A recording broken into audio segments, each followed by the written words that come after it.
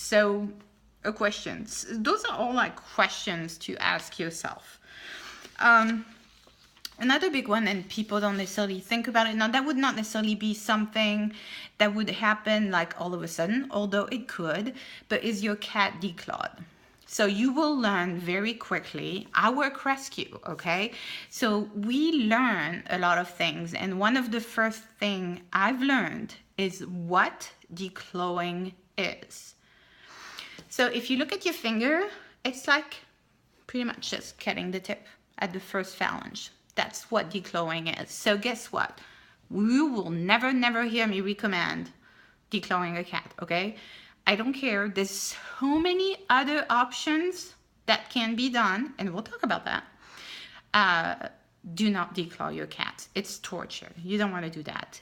Especially when then what can happen is that, let's say your cat's been declawed when it was a kitten, and hopefully, because if you do it even later, it's even more torture because it's so painful. But let's say you did it as a kitten, your kitten's been fine, it's been using the box, no problem. Sometimes, whether they do it with a laser or with surgery, they don't get the whole nail bed out. And what it does is that then the nail starts going inside the paw. And that's extremely painful. And that could be another reason. The sand on that paw with the nail regrowing can be extremely painful to the cat, hence not going into the box. So there's always something to kind of look at. Plus, their paws are always more sensitive after they've been declawed regardless. So they may actually prefer a finer leather, that's softer on their paws. So again, those are all things that needs to be evaluated. What other things may have changed? Did you bring in a new pet? Did you get a new cat? Did you get a new dog? Did you get a baby? Did you bring, all of those changes are like stressors that can impact the behavior of your cat. So kind of try to run always a list of what may have changed. Where is the cat peeing is also very important to notice. Is it by a window, by a door? In that case, is there outside cats that he may be just trying to mark his territory and tell them, this is mine, you can't come any closer. They will do that, especially if they've been outside cats before you adopted them. Usually, a kitten that's never been outside may not be as inclined to do this. Now, some of them have very, very strong instincts and they will still do it. But that would be something to look at. Now, the other thing, that you can check, are they peeing in plants? I have a lot of my friends that have that issue, and people will come and tell me, you peed in the plant again, what do I do? Well, sadly, there's not much to do because it's soil. That's where they normally go, right? So there's a few tricks. I personally got rid of all my plants. It was my choice. It was plants or cats. I kept the cats. So the plants went. What you can try to do, cats hate aluminum foil. For most of them. Some of them actually different. You will always see that. But if you cover, the top of the pot with aluminum foil, that might keep them from going in there. Might, because it's not bulletproof. It's worth trying. Otherwise, there is absolutely nothing you're going to be able to do to keep that cat from going inside the plant. So, something to note. Are they peeing on something specific? I have one of mine. That fabric, like they make, those little tunnels where the kittens can run through, and that specific fabric from a kitten, because I got him, he was a pound and 3.5 weeks, from a kitten. He always associated that as the bathroom. And I don't know why. There is zero explanation why he's doing it.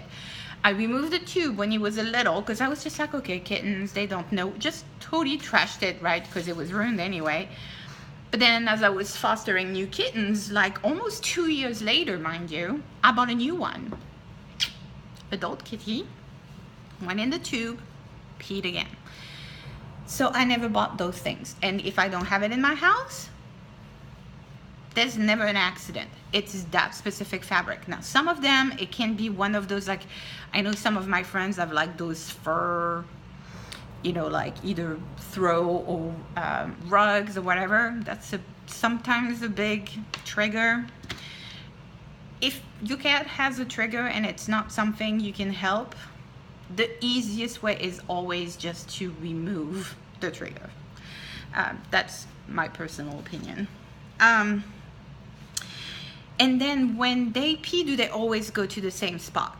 Like, is it that it went there once and since then it just always goes back and pees there? If that's the case, the problem could be what you use to clean it. Sadly, a cat's nose is like, I don't even know, like thousands of times more delicate than we are, and we may not be smelling the cat pee anymore, but they still can. So for that, not necessarily that specific one, but Nature's Miracle is like one of the best products when it comes to clean any kind of cat soiling, whether it's pee or poop, even vomit, just because it has enzymes. So any product that really are enzyme based will work. I've always used Nature's Miracle, so that's what I go with. Again, they have multiple like varieties. This one ended up being the Oxy formula, but honestly, I've gone like through all their kinds. They all work well, so I'm not very picky. I just want it to be Nature's Miracle, and it works. Trust me, it works. So that's definitely something. So you actually want to really drench that area with this, let it dry, vacuum, and then just clean with soap and water on top of that, just so you can get most of it. And then you just do a final spray of Nature's Miracle and you just let it dry. And sometimes if it's been like, if they peed there a long time before you noticed it, there's a couple things that can happen. First of all, a cat pee is very acidic, so if it's on wood, it might actually totally ruin the wood. So that could happen. It can actually make a hole in the, in the carpet too. So we're hoping that it doesn't get to that point. But once you've cleaned it, if it's a spot that the cat always go back to, put a little box there. And it might be in the middle of the room, who cares? This is not something that you're actually gonna leave there for the rest of your life, but this is something that you're gonna want there to totally deter the cat to come back to that spot and pee on the floor. And once, it's actually fine and goes back to just using the boxes, you most likely will be able to remove that little box and be totally fine.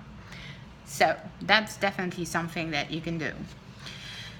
So you've ran through all your questions and you've kind of determined what happened. So what can you do if your cat starts peeing?